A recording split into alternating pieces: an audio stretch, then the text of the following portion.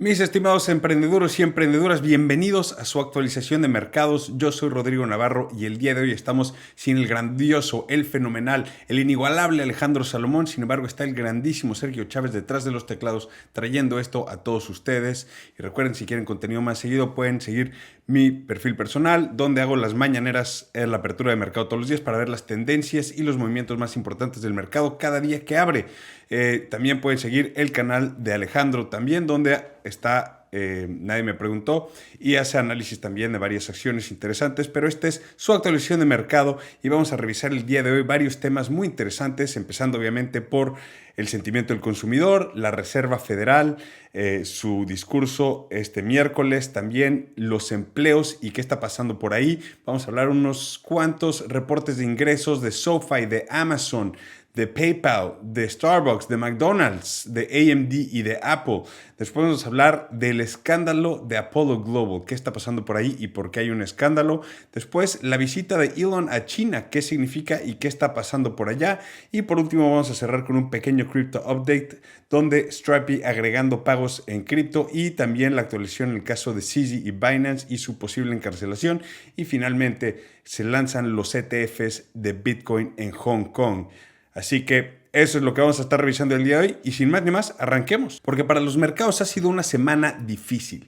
Alzas bastante fuertes, bajas también importantes, la volatilidad digamos que va a la alza. Los resultados de las empresas están teniendo más y más fuertes efectos en las reacciones de los inversores sobre los precios de las acciones. Estamos viendo subidas mucho más fuertes, bajadas mucho más fuertes y digamos que la sobrereacción de los mercados es cada vez más común. Estamos viendo que existe ese miedo o ese sentimiento de miedo de que el mercado puede colapsar, pero también la euforia sigue con todo porque este año no ha parado de haber euforia. Hemos visto altos históricos continuamente, simplemente no los hemos visto todavía desde principios de abril. Sin embargo, estamos volviendo a tocar esos límites para volver a ver esos altos históricos. Y algo que tuvo mucho efecto en el mercado esta semana fue el sentimiento del consumidor, porque fue una ducha de agua fría para el mercado. El día martes llegaron los números de la confianza del consumidor y fueron mucho más bajos de hace 18 meses. Entonces es el punto más bajo que estamos viendo desde hace 18 meses, lo cual es muy mala señal para el mercado y para todas las empresas que forman parte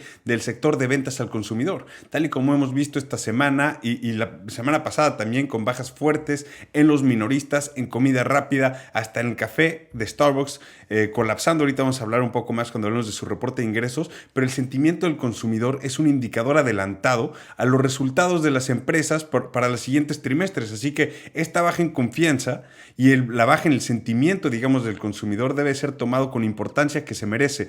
¿Por qué? Porque simplemente si va a haber menos consumo, los resultados de estas empresas en el futuro próximo van a ser peores. Y a esto le sumas que la deuda de tarjetas de crédito continúa creciendo y los ahorros continúan en caída libre, está poniendo mucha más presión en esto y puede afectar esta confianza del consumidor aún más, lo cual es una presión bastante fuerte para la economía en general. Y bueno, de ahí al día siguiente llegó el reporte de la Reserva Federal y acabaron su junta y ninguna sorpresa, ahí se mantienen las tasas como lo estamos pronosticando anteriormente. Lo único que queríamos ver es qué iban a hacer con su balanza en cuestión de bonos y votaron para desacelerar sus ventas en los bonos. Esto se puede considerar como un cambio de postura sobre su política monetaria.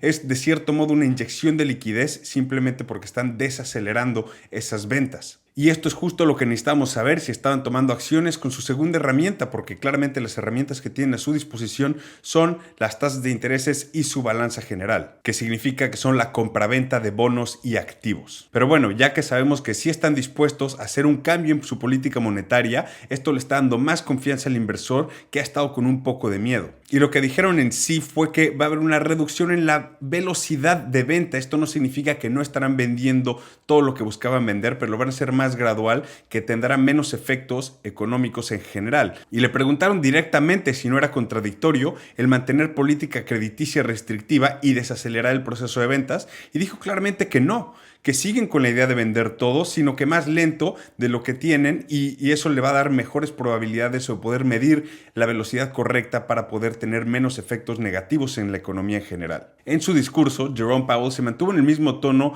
y a lo de las últimas juntas, pero es un real crack evadiendo preguntas directas. Igual que en su resumen nos dijo que estamos viendo la inflación bajar, pero no lo suficiente. No está completamente confiado de que nuestra política monetaria está funcionando, sin embargo, está viendo señales de que sí está funcionando, que vamos por buen camino, pero que el trabajo todavía no se ha cumplido. Mi predicción es que la inflación sí va a ir a la baja, pero simplemente no soy un vidente y no sé qué va a estar pasando, pero lo que sí estamos viendo es que esta inyección de liquidez en el mercado está elevando esa confianza en el inversor de que vamos a ver nuevos altos históricos próximamente. Y sí, el camino hacia adelante sí es incierto, pero es aquí el por qué ellos pueden decir que las restricciones en el ambiente crediticio han tenido buenos resultados, pero que todavía no es momento de celebrar y están tomando una postura más cautelosa, digamos, hacia tomar una decisión errónea, y lo hemos platicado en los últimos episodios, que están dispuestos a no cometer un error anticipado que dejar las tasas altas por más tiempo de lo que se tenían que estar. Y bueno, de ahí podemos pasar a hablar un poco de los empleos y del mercado de empleo, porque según la Reserva Federal, todo está muy bien en el mercado de empleos, pero se siguen escuchando despidos por todos lados. Desde Tesla, que sorprendentemente decidieron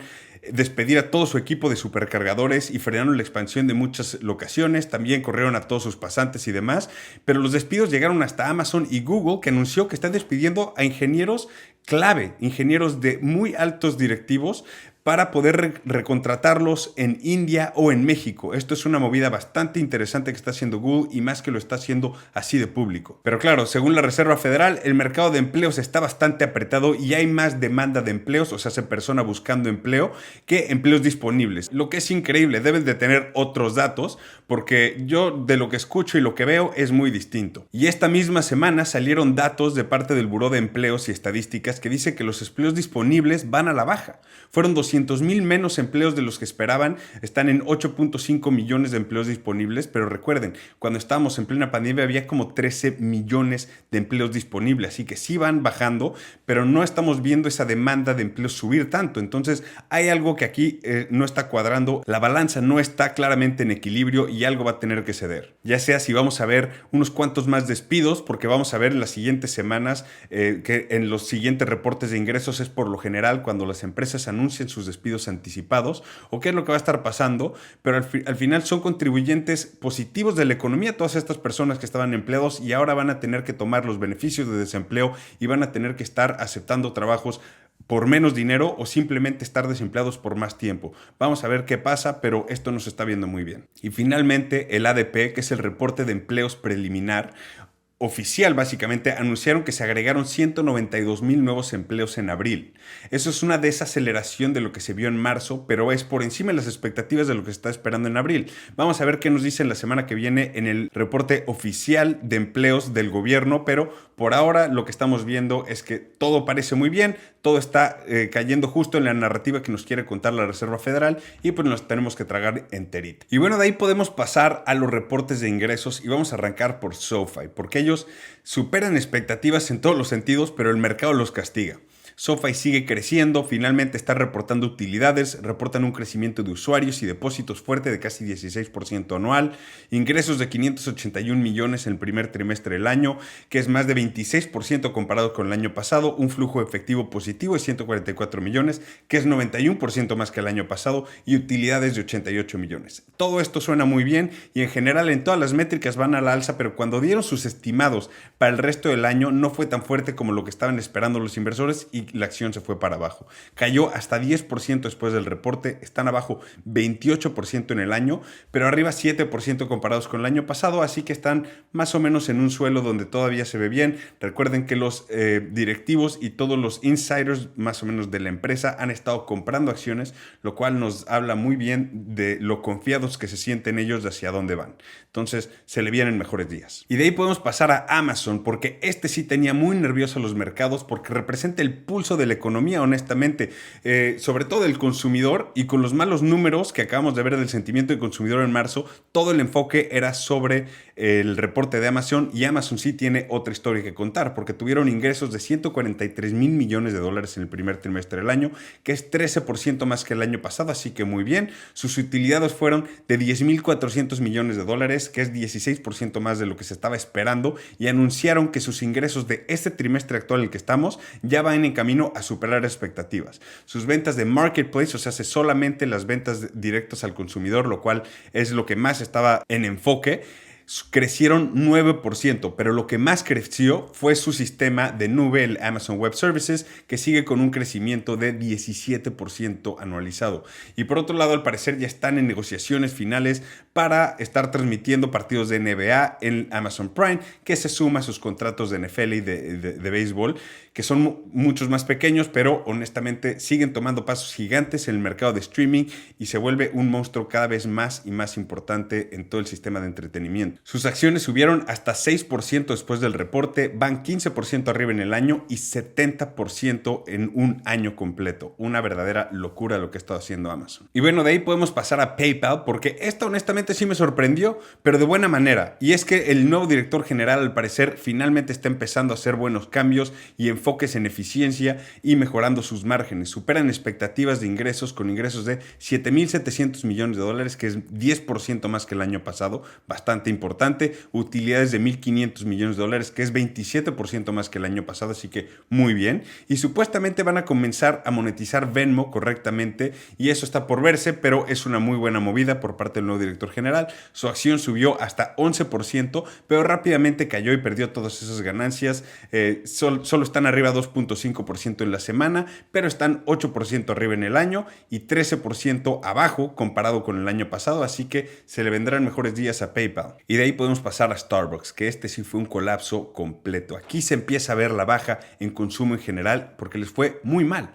Tuvieron ingresos de 8.600 millones, que suena muy bien, pero es 2% menos que el año pasado. Y esto es con toda la subida de precio, porque en volumen de ventas fueron 6% menos y 7% menos en tráfico de personas, lo cual es aún más grave. Sus utilidades fueron de 770 millones, que es 15% menos comparado con el año pasado. Y honestamente dieron muy malas expectativas para el resto del año. Y si a eso le suman los problemas con la sindicalización que están teniendo en todas sus tiendas, no se ve muy bien su futuro por ahora.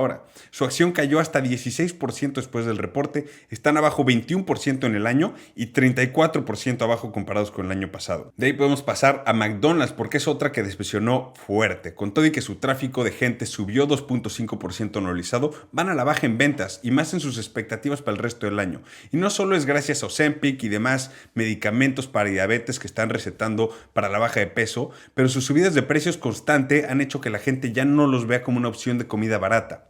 Sus ventas fueron de 6.170 millones y utilidades de 1.900 millones, que no está nada mal, pero, o sea, se van a tener que adaptar a una nueva realidad y ajustar sus precios a la baja nuevamente. En fin, su acción cayó como 5% después del reporte, para después recuperarse y acabar la semana bastante plano, honestamente, pero están abajo 7% en lo que va del año. Y de ahí podemos pasar a AMD, uno de los fabricantes más importantes de microchips para inteligencia artificial, y es interesante porque finalmente están mostrando ventas para competir con Nvidia de sus nuevos microchips de inteligencia artificial. Justo dijeron que Meta, Google, Amazon y Microsoft todos han estado comprando sus microchips, así que ahí van. No está mal, pero vamos a ver, porque tuvieron ventas de 5.470 millones en el trimestre, que es 6% de crecimiento anual, bastante bien. Utilidades de 123 millones, lo que sí fue una sorpresa porque el año pasado perdieron 139 millones. Y dicen que sus ventas de microchips de inteligencia artificial van a ser casi 4.000 millones de dólares este año, pero no impresionan a nadie con eso, simplemente porque Nvidia vende más de 12.000 millones de dólares al trimestre. Entonces sí van creciendo, pero todavía son un competidor muy lejano de lo que es Nvidia. En fin, les falta incrementar su capacidad de producción bastante para poder competir, pero su acción cayó hasta 14% después del reporte, lo que eliminó casi todas sus ganancias del año, pero siguen arriba casi 60% cuando los comparas con el año pasado, así que no está tan mal.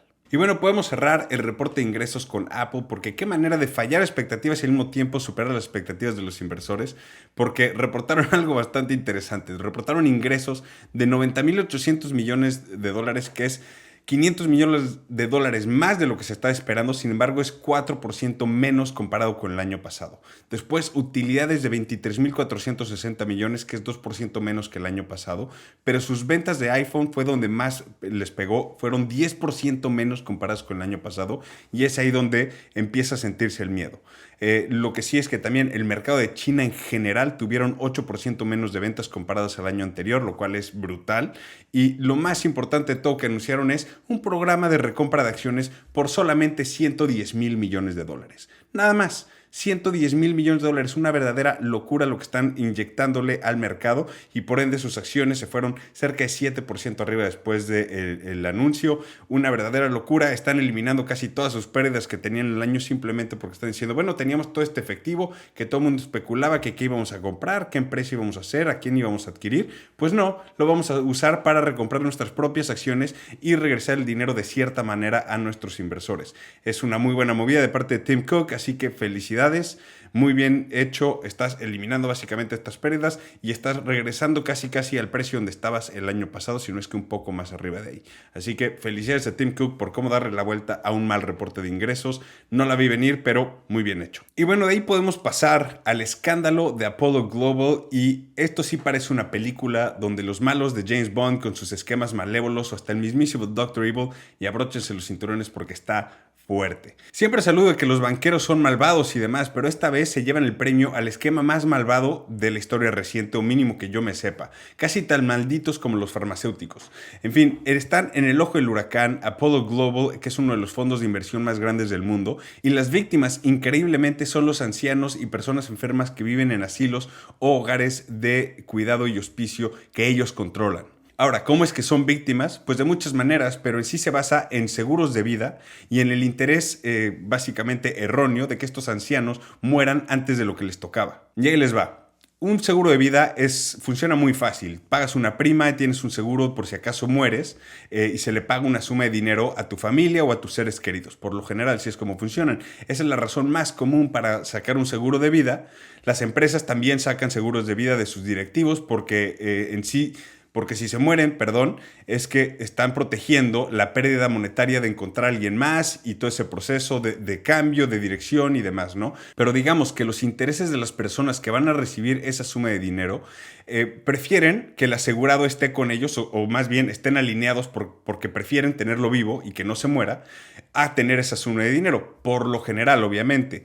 Pero bueno, esa es la idea de un seguro de vida. Existe claramente un mercado secundario de estos seguros de vida, donde inversores o grupos de inversores compran pólizas de vida actuales que están todavía activas y continúan pagando esa prima y simplemente pagan una porción del valor de esa póliza por adelantado al asegurado. Obvio, hay muchos problemas con esto, pero solo tienen que saber que este tipo de mercado existe. Ahora, el problema viene aquí, porque gracias a que este mercado existe, hay brokers que se dedican a convencer a gente de tomar seguros de vida para después venderlos a fondos de inversión directamente.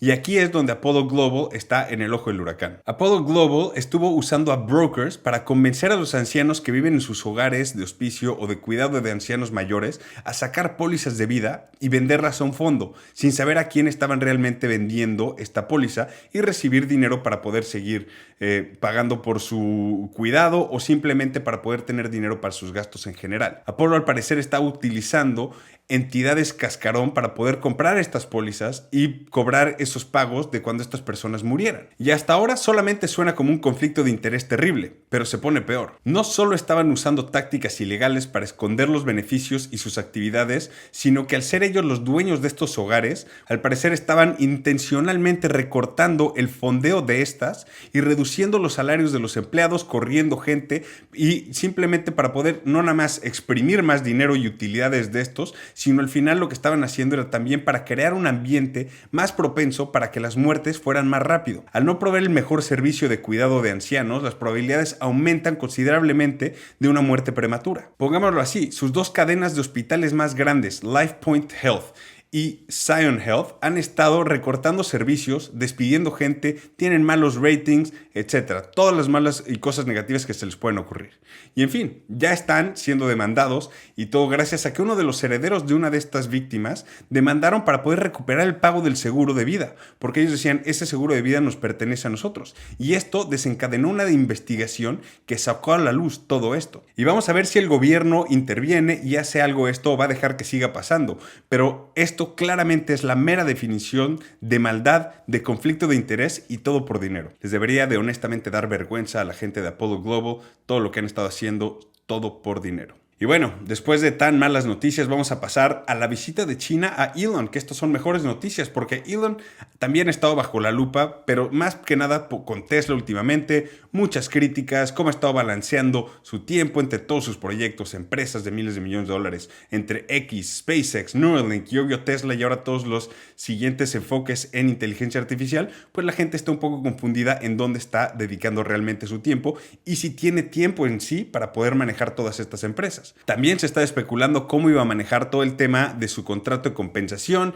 si es que se iba a mantener, si íbamos a ver a un Elon, digamos, un poco desanimado de seguir trabajando con Tesla después de que un juez unilateralmente le quitó cerca de 53 mil millones de dólares, pero al final todo eso se ha quedado en eso, en especulación, porque ya los socios de Tesla han estado votando para un nuevo paquete de compensación y muy probablemente Elon vaya a salir ganón de eso y pueda recuperar todo ese dinero que le quitó el juez. Así que Elon está de vuelta haciendo movidas importantes. La semana pasada en su reporte de ingresos de Tesla estuvo hablando del ecosistema de Tesla, de todas las avenidas de ingresos que están comenzando a materializarse y esta semana hizo una visita sorpresa a China, donde la competencia está siendo brutal con BYD, XPeng, NIO, Li Auto y todas las demás compitiendo directamente con él, no nada más en precios, sino también con el apoyo del gobierno. Y su visita fue importante porque al parecer se reunió con el primer ministro, el segundo en mando después de China, después del grandísimo líder supremo Xi Jinping, alias Winnie the Pooh, pero su segundo al mando se llama Li Qiang.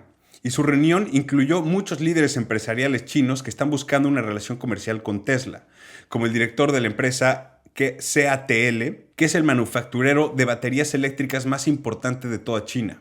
También estaba el director de Baidu, básicamente el Google de China, con quien anunciaron una sociedad para usar los sistemas de mapas de Baidu para el piloto automático de Tesla. La razón principal de esta visita era para liberar las sanciones del gobierno de China sobre la empresa y llegar a la aprobación del sistema de piloto automático para las carreteras de China y finalmente pasando todos los requerimientos de seguridad que tenían parados este proceso. Y bueno, aparentemente la visita sí fue un éxito porque no solo concretó la asociación con Baidu, sino que también recibió la aprobación para lanzar el programa de piloto automático con la bendición del gobierno de China.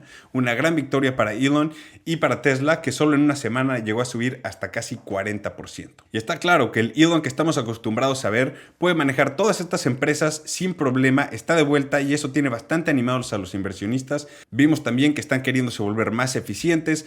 Bueno, al final del día Elon está de vuelta y es todo lo que debemos de saber. Tuvo un muy buen viaje a China y Tesla sigue a la alza. Y bueno, de ahí podemos pasar al Crypto Update, donde sé que esta semana han caído bastante fuerte los precios, pero tristemente yo no les puedo dar mucha información sobre eso. Eso por lo general lo cubre Alejandro, no tanto yo. Pero sí les tengo unas cuantas noticias para revisar, porque Stripey acaba de agregar pagos con cripto. Y esto es más importante de lo que ustedes creen, porque es una tremenda noticia simplemente por el volumen de transacciones que genera Stripey. Y esto, agregando cripto, puede generar todavía mucho más volumen de transacciones, haciéndolo mucho más usable en general para todos los usuarios. Lo que Stripey está buscando hacer es implementar los stablecoins y seleccionó USDC. La belleza de todo esto es que para los usuarios y para la gente que está transaccionando con esto, o más bien el comerciante, no hay ningún cambio que tenga que hacer. Simplemente la persona que va a pagar va a tener la opción de poder pagar con USDC y al final el usuario o digamos el comerciante va a estar recibiendo dólares americanos como si no hubiera pasado absolutamente nada. Este tipo de casos de vida real y de usabilidad están haciendo que las stablecoins se estén volviendo más y más comunes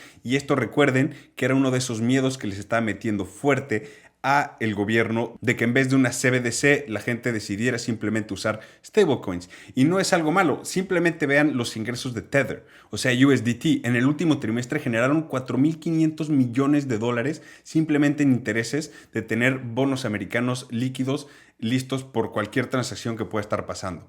una verdadera locura de hacer dinero estas stablecoins. Y bueno, de ahí podemos pasar a la actualización en el caso de CZ y Binance. Y como les contamos la semana pasada, CZ, el fundador y director general de Binance, podría ser sentenciado a la cárcel de Estados Unidos por supuesto lavado de dinero, y al parecer el Departamento de Justicia decidió que sí necesitaba irse a la cárcel y lo sentenció a 4 meses en prisión.